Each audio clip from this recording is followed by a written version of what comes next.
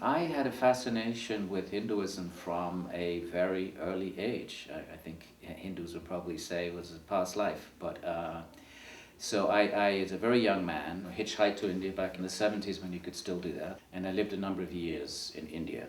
So I spent a number of years in a very traditional context, studying with traditional teachers, Sanskrit and Hindi and the philosophies and practices of Hinduism. And then eventually I came back to the West and decided I wanted to continue my studies in an academic setting. So then I got a PhD from Columbia in Indology, in Sanskrit languages and cultures, and then entered into academia.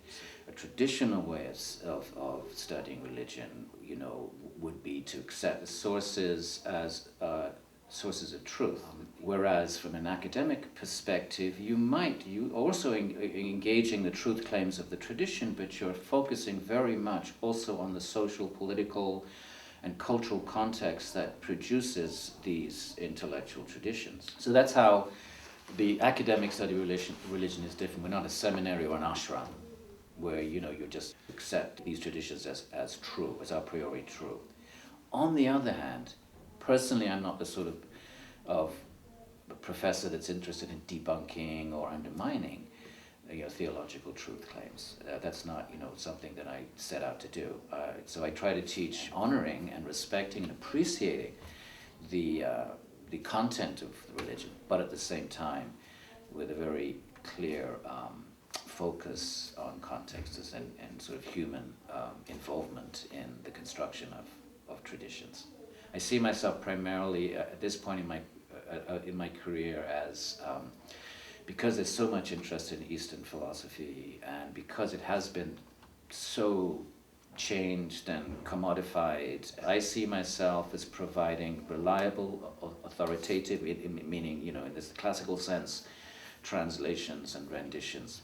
I think what happens with these classical texts, like the Yoga Sutras, is on the one hand you have scholars that do really technical translations with the translations of the commentaries and so, which are completely inaccessible to a Western reader that doesn't have a background in Indian thought. So on the one hand you have the sort of real sort of scholarly rigorous translations. On the other hand you have these kind of, for want of a better word, new agey, consumerized, really watered down renditions of them, which play into the Western alternative religious landscape, and that's what I'm trying to bridge, in a sense, not just a cultural bridge, but also the bridge between highly specialized translations of some of these texts and because yoga's become so popular, these completely watered down